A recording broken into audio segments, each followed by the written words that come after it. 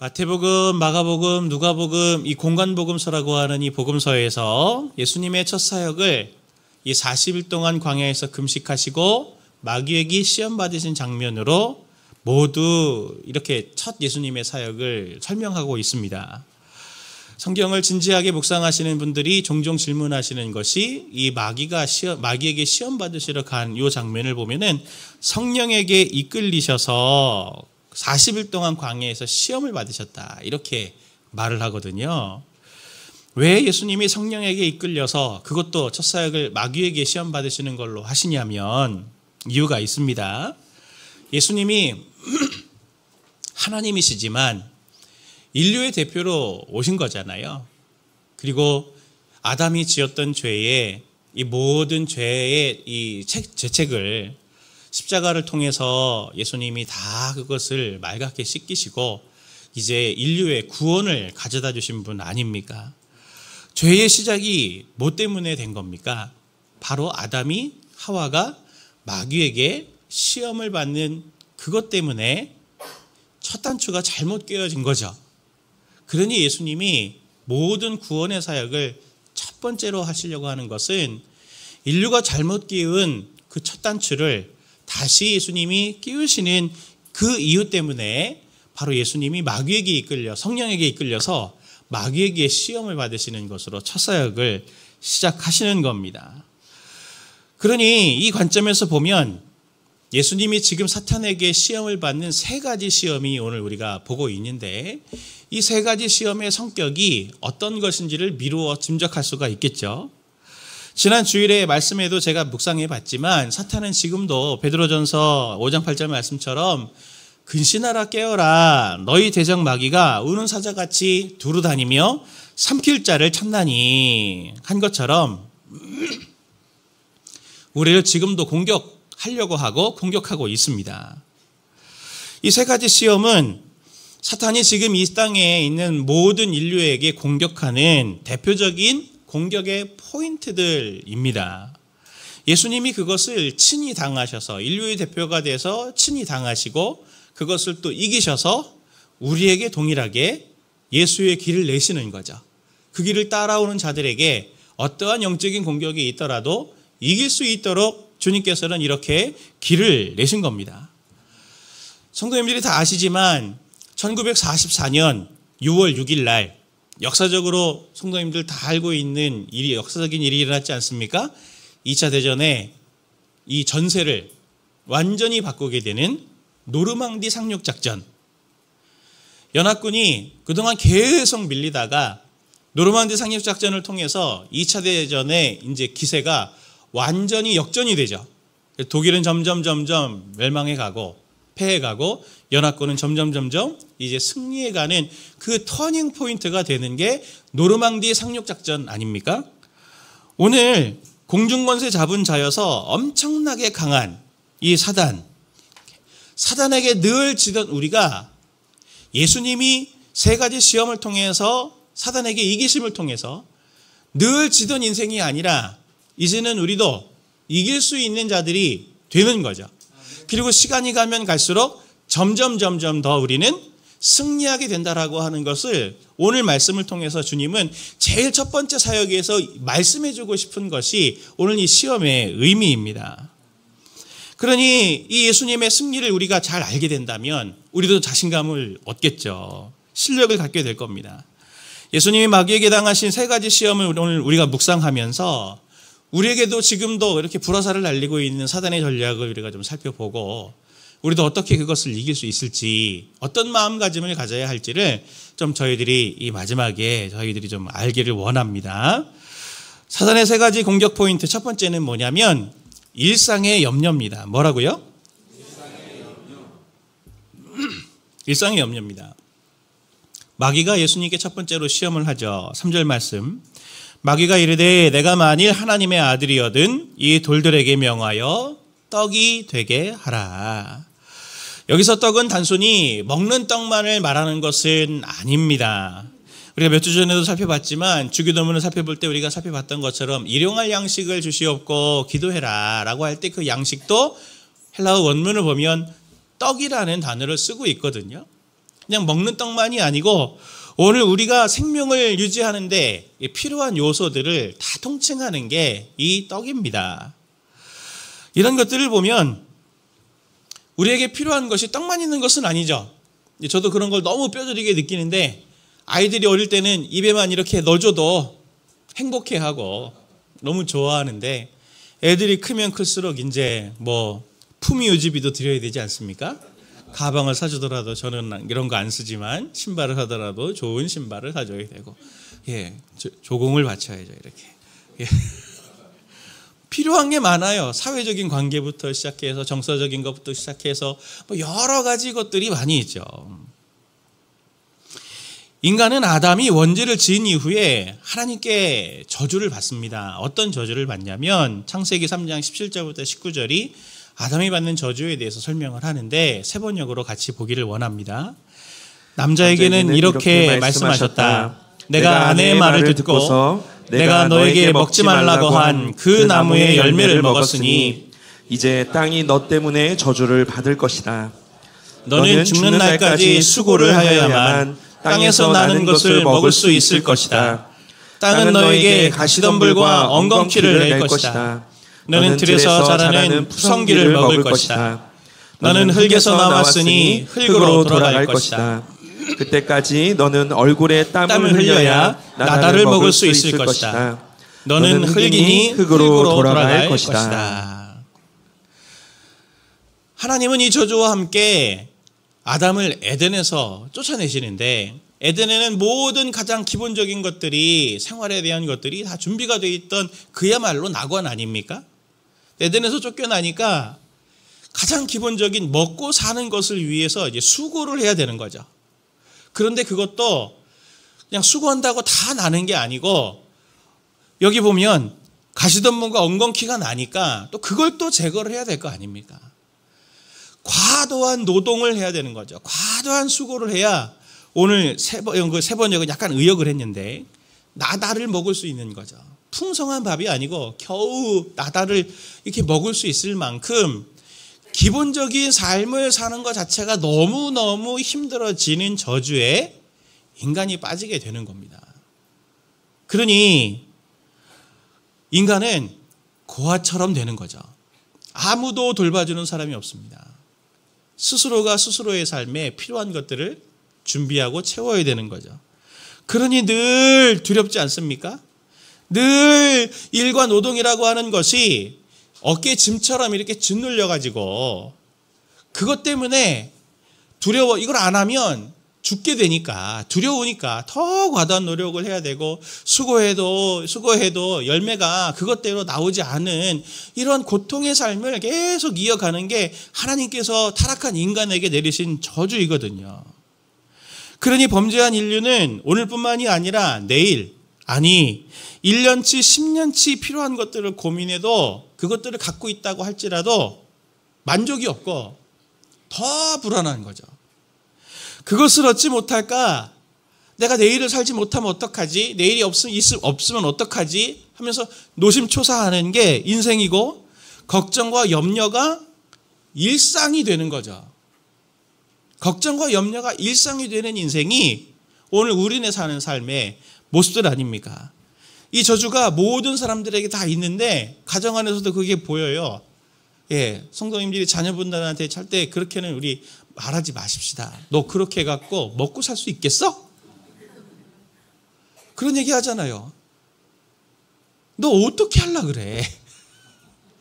어떻게 하려 그래? 라고 말할 때는 그 뒤에는 너 그렇게 해가지고는 사회생활을 할 수가 없다. 그렇게 해가지고는 사람 구실 하겠니? 그렇게 해가지고는 네가 어떻게 살려고 하냐? 죽을지 모른다. 이 염려가 우리 삶의 근저에 쫙 깔려 있는 거죠. 마귀의 첫 번째 시험은 이 땅의 모든 사람들의 늘상 하는 고민인 우리에게 필요한 것을 우리가 얻지 못하면 어떻게 할까라고 하는 이 염려를 계속 자극하는 것으로 다가옵니다. 그래서 우리의 모든 시선과 관심을 어디에 두게 만드냐면 이 떡에 두게 만드는 거죠. 대학 나오고 나면 취업 나오면 취업하고 나면 이제 진급, 연봉, 그 다음에는 뭡니까? 노후 대책. 그런 거잖아요. 오늘의 일상에 계속 염려 때문에 우리의 시선을 오늘에만 다 이렇게 주목하게 만드는 거죠. 그러니 우리의 필요한 것들에 대한 걸 자극해서 과도한 염려, 죽음에 대한 공포, 이걸 극대화해서 우리를 사탄의 영향력 아래 계속 이렇게 묶어두려고 하는 겁니다. 그래서 예수님이 시험을 받으시고 말씀으로 이렇게 이기시죠. 4장 4절 말씀입니다. 예수께서 대답하시되 기록된 바 사람이 떡으로만 살 것이 아니라 하였느니라. 이 말씀은 신명기 8장 2절 3절 말씀을 인용하는 거거든요. 그 말씀을 같이 한번 읽어보기를 원합니다. 시작. 내 하나님 여호와께서 이 40년 동안에 내게 광야길을 걷게 하신 것을 기억하라. 이는 너를 낮추시며 너를 시험하사 내 마음이 어떠한지 그 명령을 지키는지 지키지 않는지 알려 하심이라. 너를 낮추시며 너를 줄이게 하시며 또 너도 알지 못하며 내 조상들도 알지 못하던 만나를 내게 먹이신 것은 사람이 떡으로만 사는 것이 아니요 여호와의 입에서 나오는 모든 말씀으로 사는 줄을 내가 알려 하심이라. 아멘. 오늘 이 말씀에 보는 광야 이스라엘의 40년과 예수님의 광야에서의 40일은 유사합니다. 그리고 광야에서 굶주림이 있었던 이스라엘, 그리고 광야에서 지금 40일 동안 광야에서 굶주려 사탄에게 시험을 받는 예수님의 모습도 비슷합니다. 예수님은 광야에서 이스라엘과는 다르게 모세의 신명기의 말씀, 사람이 떡으로만 사는 것이 아니요 하나님의 입에서 나오는 모든 말씀으로 산다는 이 말씀을 인용해서 떡이 전부가 아니야. 떡이 전부가 아니야. 눈에 보이는 떡 이상의 것이 있어. 그것을 예수님이 고백하심으로 마귀의 모든 염려하게 만드는 모든 것들을 물리치고 계시는 것이죠. 예수님이 이 시험을 이기셨기 때문에 제자들에게 예수님이 이렇게 말씀하십니다. 누가복음, 제가 같은 누가복음을 계속 봅니다. 12장 22절에서 30절 말씀이 좀 긴데 성도님들이 꼭 이 말씀을 마음에 담으시기를 바랍니다. 세 번역을 같이 볼게요. 같이 봅니다. 시작. 예수께서 자기의 제자들에게 말씀하셨다. 그러므로 내가 너희에게 말한다. 목숨을 부지하려고 무엇을 먹을까 하고 걱정하지 말고 몸을 보호하려고 무엇을 입을까 하고 걱정하지 말아라. 까마귀를 생각해 보아라. 까마귀는 씨를 뿌리지도 않고 거두지도 않고 또 그들에게는 곳간이나 창고도 없다. 그러나 하나님께서 그들을 먹여주신다. 너희는 새보다 훨씬 더 귀하지 않느냐. 너희 가운데서 누가 걱정한다고 해서 제 수명을 한순간인들 누릴 수 있느냐. 너희가 지극히 작은 일도 못하면서 어찌하여 다른 일을 걱정하느냐. 믿음이 적은 사람들아, 오늘 들에 있다가 내일 아궁이를 들어갈 풀도 하나님께서 그와 같이 입히시거든 하물며 너희야 더 잘 입히지 않으시겠느냐. 그러므로 너희는 무엇을 먹을까 무엇을 마실까 하고 찾지 말고 염려하지 말아라. 이런 것들은 다 이방 사람들이 추구하는 것이다. 너희 아버지께서는 이런 것이 너희에게 필요하다는 것을 아신다. 아멘. 이 말씀을 자세히 보시면 중요한 말씀들이 많은데 우리 수명을 한순간도 느릴 수 있지 않잖냐 너희가 염려한다고. 근데 예수님은 뭐라고 하시냐면 바로 뒤에 너희가 지극히 작은 일도 못하면서 이렇게 말씀하시는 겁니다. 하나님에게는 생명을 늘리는 게 아주 작은 일이라는 거예요. 이것도 너희들이 못하는데 뭘 걱정한다고 이루어지지 않는데 염려하느냐. 염려하지 말아라.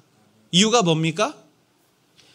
너희에게 아버지가 있다는 거죠. 너희 아버지께서 이런 것이 너희에게 필요하다고 하는 것을 아신다. 그러니 채워주신다는 거 아닙니까? 이 말씀대로 예수님은 40일은 굶었을지 몰라요. 40일은 굶었을지 모르나 마귀가 두렵게 하는 것처럼 이 돌로 떡덩이가 되게 해서 너 먹어. 너 40일 지금 너 거의 죽음이 가까웠잖아. 안 먹으면 너 죽을지도 몰라. 그러니 이 돌로 떡덩이를 만들어서 먹고 살아. 그렇게 지금 유혹할 때 예수님은 어떻게 반응하십니까? 40일은 굶었을지라도 마귀가 두렵게 하는 것처럼 예수님은 돌로 떡덩이를 안 만들어서 먹지 않았어도 안 죽었습니다. 이게 중요한 거죠. 예수님은 안 죽으셨어요.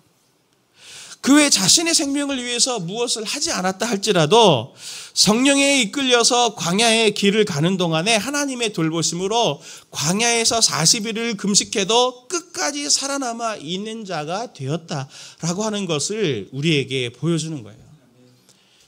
저는 성지순례를 안 갔다 왔거든요. 성지순례 갔다 온 저희 선배가 해준 얘기가 뭐냐면 광야 체험이 있습니다. 이스라엘에 가면 광야 체험이 있대요.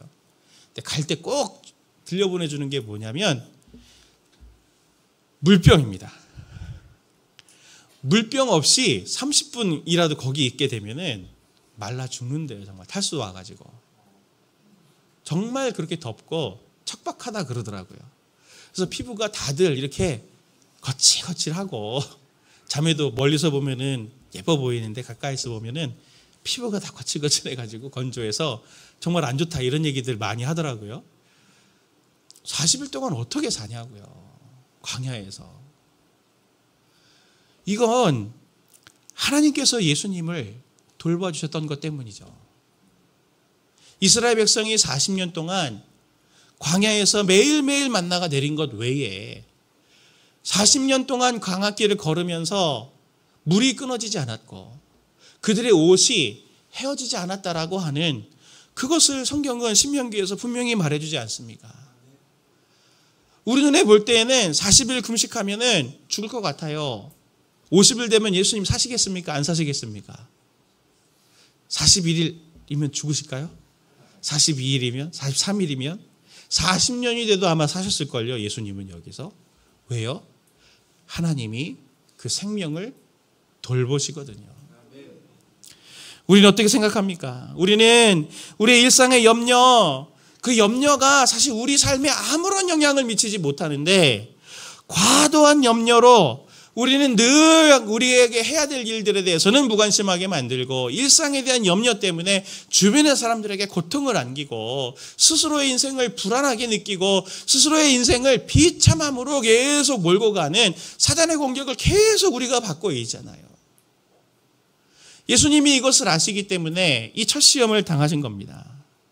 사탄은 우리에게 일상의 염려로 계속 우리를 그렇게 두렵게 할 수 있고 너 그러다가 죽을지 몰라. 네 자식이 그러다가 사람 굴실 못할지 몰라. 겁을 줄 수 있지만 하나님의 자녀인 저와 우리 성도님들은 오늘 예수님과 같이 우리가 구하지 않아도 필요한 것들을 채우시는 하나님의 돌보심이 반드시 우리 삶에 있을 것이고 그리고 하나님께서 약속하신 대로 사람이 떡으로만 사는 것이 아니고 그 이상의 하나님의 은혜와 은총이 우리에게 덮어진다라고 하는 것을 믿으시고 삶의 자리에서 두려움이 올 때 주님께서 아버지께서 저를 돌보시는 줄 믿습니다 하고 믿음으로 달려가는 우리 분당 다음교회 성도님들 되시길 예수님의 이름으로 축원을 드립니다.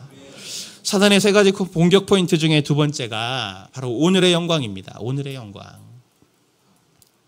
예수님은 두 번째로 이렇게 시험하시죠. 5절 말씀 보니까 마귀가 또 예수를 이끌고 올라가서 순식간에 천하만국을 보이며 이르되 이 모든 권위와 그 영광을 내가 내게 주리라. 이것은 내게 넘겨준 것이므로 내가 원하는 자에게 주노라. 그러므로 내가 만일 내게 절하면 다 내 것이 되리라.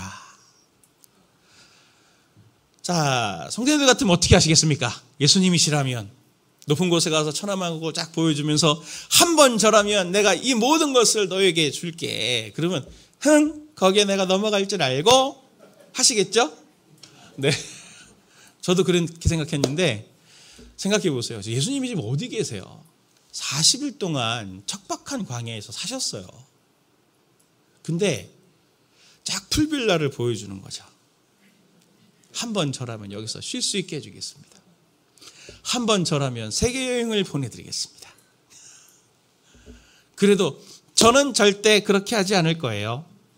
하실 수 있겠지만 사실 이 시험은 눈에 보이는 것, 이런 것에 대한 시험이 아니고 무엇에 대한 시험이냐면 지금 눈앞에 있는 걸 택할 것이냐, 눈앞에 보이지 않는 것을 선택할 것이냐라고 하는 것에 대한 시험입니다.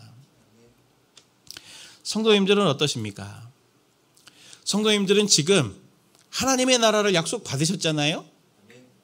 그 나라가 엄청 영광스럽다는 것도 알잖아요? 그쵸? 그 나라의 영광을 구하고 사십니까? 아니면 오늘 영광을 위해서 사십니까? 그건 아마 성도님들의 기도 제목을 보면 알걸요? 성도님들의 기도 제목은 뭘 구하고 있는 겁니까?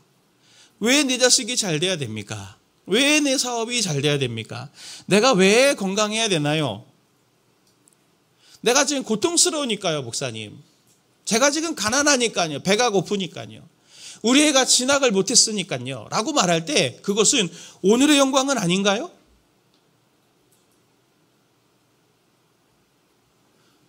우리가 오늘의 영광을 구하더라도 그것을 통해서 하나님께서 원하시는 뜻이 이루어지기를 원합니다 라고 하는 이것을 이루려고 하나님 오늘의 요 기도 제목을 들어주셔야 해요 라고 기도하는 태도가 아니라 우리의 기도 제목대로 오면 수은 기도 제목은 내 기쁨, 내 평안, 내 고통의 면제, 이것에만 관심이 있는 거잖아요. 사실은 우리가 하나님의 자녀라고 말하고 하나님의 나라의 유산을 물려받는다라고 우리가 그렇게 말하지만 실제로 뒤에 있는 하나님의 나라에 대한 그림은 성도님들 삶이 얼마만큼 하십니까?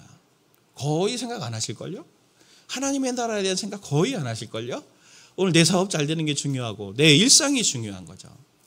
다 똑같이 오늘의 일상만 생각을 합니다. 내가 하나님의 자녀라고 말하고 그리스도인이라고 말을 하지만 작은 유익을 위해서 단돈 1,000원, 2,000원 아끼려고 마트에서 그렇게 악다구니 치면서 싸우기도 하고 병원이나 뭐 동사무소 아니네요. 주민센터나 어디에서 가서나 내 유익을 위해서 조금이라도 피해보면 막 그렇게 사람들을 공격하는 그런 이유는 무엇 때문입니까? 직장과 사회에서 그리스도인이라고 말하고 하나님의 자녀라고 교회 다닌다고 얘기하면 오늘 손해보고 번거로운 희생을 해야 되니 그리스도인이라는 거 감추고 교회 다닌다는 거 감추고 하나님의 정체성과 존엄성이라고 하는 것은 도대체 어디 간 겁니까? 우리가 하나님의 자녀라면 그 나라의 영광을 바라보고 있다면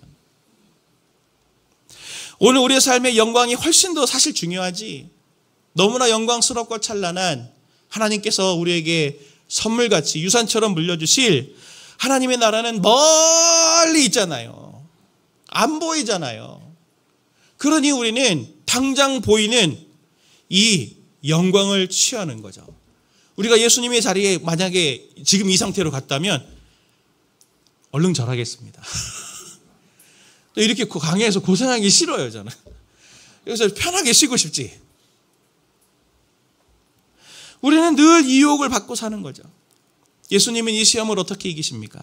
누가복음 4장 8절 말씀 보면 예수께서 대답하여 이르시되 기록된 바 주 너의 하나님께 경배하고 다만 그를 섬기라 하였느니라. 예수님은 당장 우리 눈앞에 영광이 이렇게 다 이렇게 다가왔어도 그의 시선은 눈에 보이지 않는 하나님께 시선이 가 있는 거죠.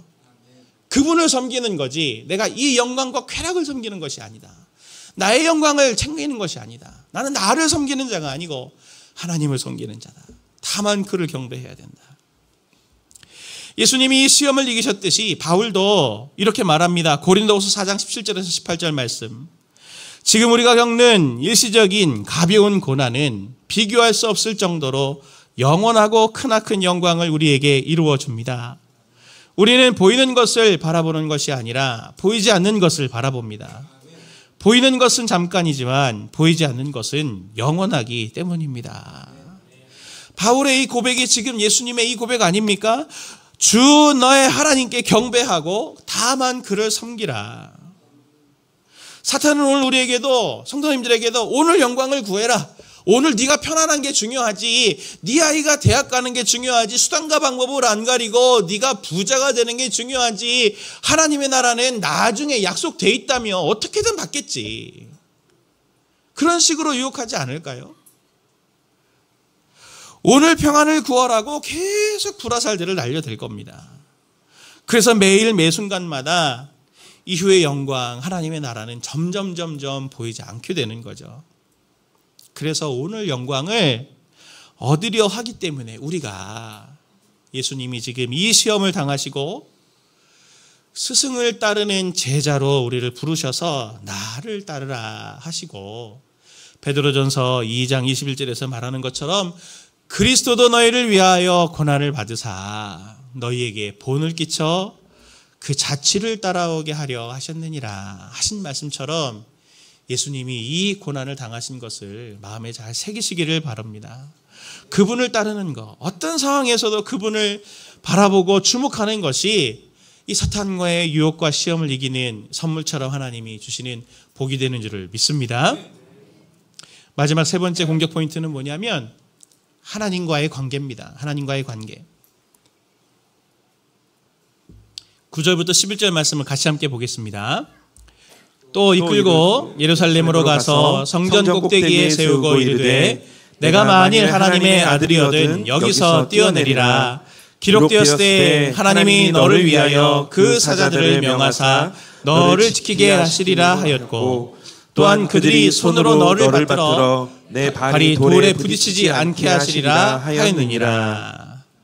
마귀는 하나님의 말씀을 인용해가지고 지금 네가 하나님의 아들이라고 하는 것을 증명해라, 이렇게 지금 유혹하는데, 예수님이 어떻게 이 시험을 이깁니까? 12절 말씀 보면 예수께서 대답하여 이르시되 주 너의 하나님을 시험하지 말라 하였느니라. 예수님이 인용하신 이 말씀은 신명기 6장의 말씀을 인용하신 건데, 신명기 6장을 보면은 배경이 출애굽기 17장의 말씀을, 상황을 인용하시는 거예요. 출애굽기 17장을 보면은 어떤 내용이 나오냐면 이스라엘 백성이 출애굽하고서 르비딤이라고 하는 광야에 이릅니다. 근데 거기서 이스라엘이 불평을 해요. 왜 불평을 하냐면 물이 없어가지고 목이 마르니까 하나님을 불평하는데, 어떻게 불평하냐면 이렇게 불평을 합니다. 7절 말씀을, 출애굽기 17장 7절 말씀을 세 번역으로 보면 같이 볼까요? 시작. 이스라엘 자손이 거기서 주님께 대들었다고 해서 사람들은 그곳 이름을 무리바라고도 하고, 또 거기에서 주님께서 우리 가운데 계시는가 안 계시는가 하면서 주님을 시험하였다고 해서 그곳의 이름을 마사라고도 한다. 뭐라고 이 사람들이 불평했어요? 주님께서 우리 가운데 계시는가 안 계시는가, 이렇게 불평했다는 거죠. 이 사람들은 10가지 재앙을 경험하고 출애굽을 했고 홍해의 엄청난 기적을 경험하고 지금 여기까지 온 사람들인데 뭐 얼마 되지 않은 시기예요. 근데 지금 물이 조금 없으니까, 목이 마르니까 하나님께 뭐라고 지금 불평하고 있습니까? 하나님이 우리 중에 계신가 안 계신가, 이렇게 불평하고 하나님을 시험했다는 거죠.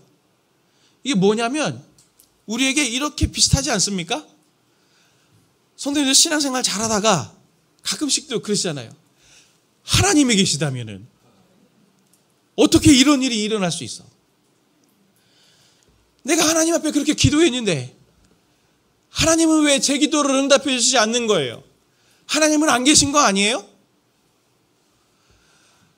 옛날에는 내가 기도할 때 하나님께서 내 기도에 그렇게 응답도 잘해 주시고 기도가 막 이렇게 하나님께서 들으시는 것 같은 느낌이 딱 들었는데, 내가 요즘 기도하는데 하나님께서는 내 기도에 침묵하시는 것 같고 응답도 안 해주시는 것 같고 하는 걸 보니, 아, 나는 구원받은 백성이 맞나요, 목사님? 이렇게 질문하시는 분들 종종 있잖아요.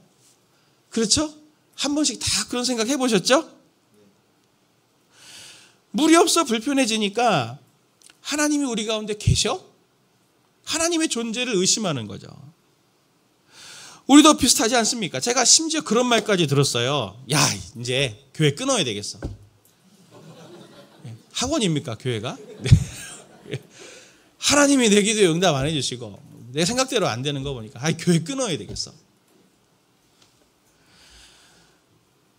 사탄은 이처럼 하나님과 나와의 관계를 끊임없이 이간질하려고 합니다. 빈틈을 자꾸 만들고 하나님과 나와의 관계에 계속적으로 의심을 불어넣게 만드는 거죠. 이 시험의 중요한 특징은 뭐냐면 나의 주관적인 판단을 과신하게 만든다는 겁니다. 하나님이 이스라엘과 함께 하시는 거, 하나님이 성도님들의 아버지가 되신다는 것을 어떻게 확신하십니까? 성도님들이 하나님의 자녀가 된다는 것을 무엇으로 확신하십니까? 나의 환경과 나의 기대대로 되는 걸 보면서 내가 기도를 하나님 앞에 간절한 기도를 올려드렸는데 그게 응답되는 것을 보면서 내가 하나님의 자녀구나. 하나님의 내가 아들이구나. 하나님이 나의 아버지시구나. 이렇게 생각한다면 나의 생각, 나의 판단 이런 거는 사실 느낌 이런 거는 하나님과 나와의 관계에 아무런 상관이 없는 거예요. 사실은. 하나님과 나의 관계에 있어서의 가장 중요한 핵심은 말씀이고 믿음입니다. 교육자 중에 한 분이 아직 돌 미만된 교육자가 있지 않습니까? 저희 교회에 밥 먹으러 제가 이렇게 가면서 애기는 어때요? 그러면서 이렇게 물어보고 이렇게 가는데 너무 얼굴만 안부를 물어봤더니 너무 좋아하는 거예요. 행복해하면서 막 목사님 얼굴만 봐도 애가 그렇게 빵긋빵긋 웃고요. 제가 봐도 웃고 아내가 봐도 웃고 그렇게 막 웃어요. 그래서 제가 뭐라 그랬냐면 아이고 애가 효도하네요. 그리고 속으로는 뭐라 그랬냐면 마음에 잘 담아둬라. 이제 곧 가슴을 후벼 판다. 효도할 때 잘 받아놔라. 막 가슴을 후벼 판다 이제. 예. 얼굴을 보면은 막 웃죠. 애기들이 6개월에서 12개월 되는 그 아이들이 얼굴을 보면 막 웃어요. 근데 제가 그 교육자를 보면서 속으로 그랬거든요. 착각도 자유지. 부모를 알아봐서 웃는 게 아니고 안 보이던 게 보이니까 웃는 거예요. 애들은. 그 아이들의 연령대에는 그래서 깍꿍놀이 하면 애들이 그렇게 웃잖아요. 이렇게 가리면은 아빠 얼굴이 없는 거죠. 근데 손을 펼치면 나타나잖아요. 아빠가 있네? 누가 있네? 그러니까 막 또 웃고. 그건 아빠 엄마 아니어도 다 그래요. 아빠 엄마가 착각하는 거지. 나를 특별히 사랑한다 착각하는 거지. 그렇지 않거든요. 그걸 뭐라고 하냐면 유아발달에 있어서 대상영속성이라고 해요. 대상영속성. 전문 용어가 있습니다. 깍꿍놀이를 반복하면은 눈앞이 없더라도 대상은 존재한다라고 하는 개념이 생기는 거예요. 예, 이게 반복하다 보면 이렇게 가려도 아빠 얼굴이 저기 있겠네. 그리고 목소리가 들리면 우리 아빠 엄마가 눈에는 안 보이지만 저기 있겠네. 이걸 애들이 그렇게 이제 배우는 거거든요. 우리는 하나님께 대해서 영적인 대상 영속성이 진짜 박약해요. 하나님 응답해 주시면 하나님 계신 것 같고, 내가 잘 되면은 하나님이 나를 사랑하시는 것 같고, 내게 어려운 일이 있으면은 하나님이 나에게 벌을 내리시는 것 같고 저주를 내리시는 것 같고 내가 뭔가 잘못했나 보다. 하나님이 나를 안 사랑하시는 건 아닐까? 이렇게 생각하는 6개월에서 12개월 된 신앙 아닙니까? 우리가 그래요. 조금만 어렵고 힘들고 그러면은 시간이 또 기도응답이 길어지면은 사단이 그 빈틈을 노리고 17장에 수수께끼 17장에 이스라엘 백성처럼 하나님이 너희 가운데 계시는지 안 계시는지 의심이 들지. 아마 그럴지도 몰라. 그러면서 하나님을 믿는 것도 소용없어. 기도하는 것도 소용없어. 많이 기도해봤는데 안 되잖아. 네 기도를 안 들으셔. 이렇게 우리를 주저앉히려고 하는 거죠. 또 동시에 반대로 또 감사하고 좋은 일이 있으면 막 할렐루야 살아계신 주 나의 참된 소망 그러면서 막 하늘로 또 뛰어 올라가고 막 오는 막 냉탕과 온탕을 막 지금 다 왔다 갔다 하면서 막 우리의 생각과 감정과 판단에 의해서 믿음이 막 흔들리는 거잖아요. 이게 주관적인 믿음, 내 생각으로 믿는 믿음의 한계입니다. 하나님은 그렇지 않으세요. 하나님은 그렇지 않으십니다. 그래서 오늘 예수님이 이 시험을 당하시고 이기신 거죠. 주님은 사탄이 하나님이 너의 하나님이 맞냐? 그렇다면 40일 동안에 왜 너를 광야에 버려뒀겠냐? 왜 너를 굶주리게 했겠니? 엘리야는 까마귀라도 보내줬더만 너는 까마귀도 없네? 하나님이 계신 거 맞니? 너하고 같이? 왜 너로 하여금 그 외로움과 죽음의 공포를 당하게 하니? 하나님은 너랑 안 친하신가 본데? 그렇게 얘기할 때 예수님은 말씀을 붙들고 있죠, 지금. 하나님과 그 관계에 있어서 말씀을 붙들고 견고한 확신으로 지금 가져가고 있습니다. 주, 너의 하나님을 시험하지 말아라. 내가 하나님이 안 계신 것처럼 느낀다고 해서 하나님이 안 계신 게 아니고, 내가 하나님이 나를 안 돌보신다고 내가 느껴도 하나님은 나를 돌보시는 분이고 하나님은 나의 아버지가 되신다. 그렇게 고백하시면서 이기고 계신 거죠. 성도님들의 생각, 느낌, 감정 하나도 중요하지 않습니다. 하나님과의 관계에 있어서. 하나님이 성도님들에게 말씀을 주셔서 믿음이 생기게 하셔서 하나님을 아버지라고만 부르게만 돼도 하나님은 성도님들을 절대 버리지 않으십니다. 당신의 자녀로 절대 버리지 않으시고 반드시 책임지시는 하나님이신 것을 꼭 믿으시기를 바라요. 오늘 이 세 가지 시험에서 예수님이 인용하시는 말씀의 공통적인 특징이 뭐냐면 모두 신명기 6장과 8장에 있는 말씀을 인용하셨다고 하는 겁니다. 자기 생각과 감정, 느낌이 아니고 철저히 말씀의 기준에 의해서 말씀을 붙들고 사단의 모든 시험을 이기셨다고 하는 걸 성도님들이 꼭 기억하셔야 돼요. 고난주간의 말씀을 묵상하는 시간들 통해 많은 은혜들을 받으셨을 겁니다. 근데 그 자리가 일상의 큐티의 자리로 이어져야 되는 거예요. 그래서 말씀을 통해서 말씀하시는 그 말씀을 붙들어야 우리가 마귀의 사단의 모든 공격에 넉넉하게 그 말씀을 붙들고 승리할 수 있는 것 아니겠습니까? 누가복음 4장 13절의 말씀을 보면 예수님이 이 모든 시험을 이기신 후에 어떤 일이 일어났는지를 한 번 더 얘기하는데 13절을 같이 봅니다. 시작. 마귀가 모든 시험을 다한 후에 얼마 동안 떠나니라. 자, 독특하죠. 누가복음만 이렇게 표현하는데 마귀가 어떻게 했다고요? 얼마 동안 떠났다. 그러면 어떻게 하겠다는 겁니까? 다시 오겠다는 거죠. 어떻게 될까요? 다시 옵니다.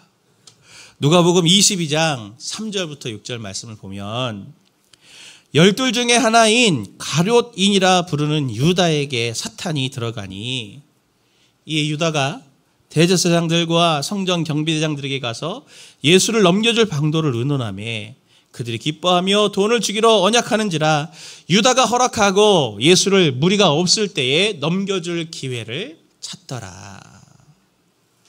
유다에게 들어가서 다시 예수님을 시험하죠. 예수님은 첫 마귀에게 시험을 받는 이 첫 공사역부터 시작해서 십자가에게까지 사탄에게 시험을 당하시는 과정의 연속이셨어요. 예수님의 공생애는.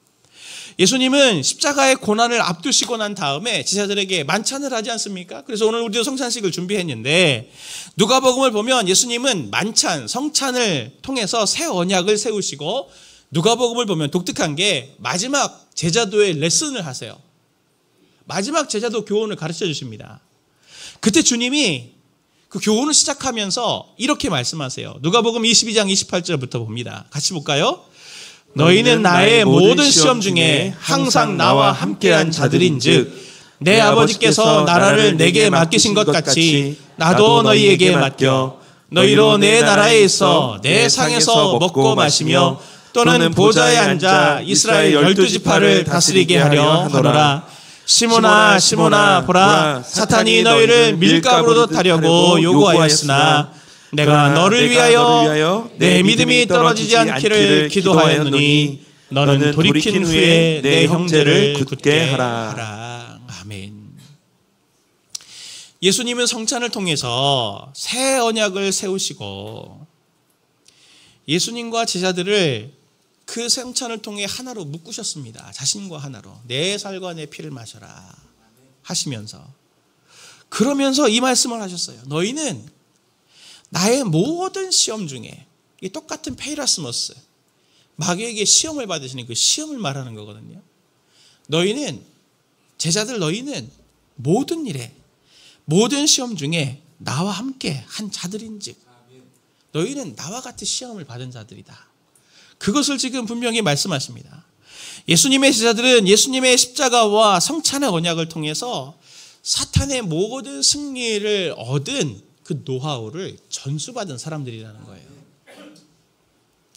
예수님은 제자들의 시험과 승리를 통해서 예수의 길이 우리의 길이 되게 하신 것처럼, 베드로 네가 넘어지겠지만 돌이킨 후에 내 형제들을 굳게 세워주는 역할을 하게 될 거다.